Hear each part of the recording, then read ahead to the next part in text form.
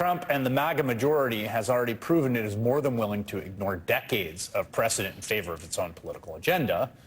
So that's where we begin tonight, with this monumental question of the integrity of American democracy in the hands of a 6-3 Trump Supreme Court. Lisa Rubin's a former litigator and MSNBC legal analyst. A. Scott Bolden's a former prosecutor in New York, now a white-collar criminal defense attorney, and they join me now. Scott, your thoughts on the grant today? Lisa, you got to believe. You got to have faith in the Supreme Court. I think it's good that they're going to take this decision up. And, you know, on Tuesday, the immunity argument, if Trump loses at the D.C. Circuit, that's headed to the Supreme Court as well. And so I think it's a good idea that they're doing this on an expedited basis. But the political process continues. I do think this.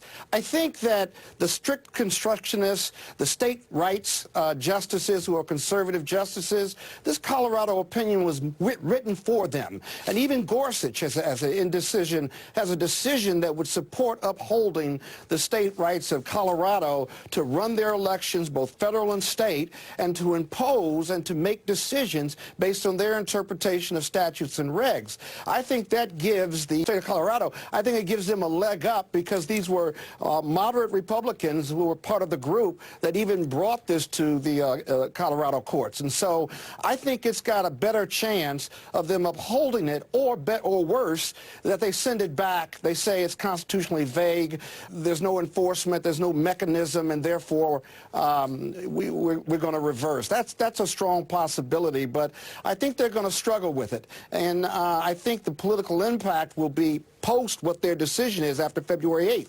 The argument's February 8th. How soon can we get a decision from the U.S. Supreme Court? Nobody knows the answer to that question. Trump's lawyer going on public TV and basically doing the mob boss piece and doing the quid pro quo is highly inappropriate. And I'll be honest with you, I really don't think Kavanaugh is thinking like that, I owe this position to Donald Trump. It just doesn't happen like that in federal or state judicial circuits.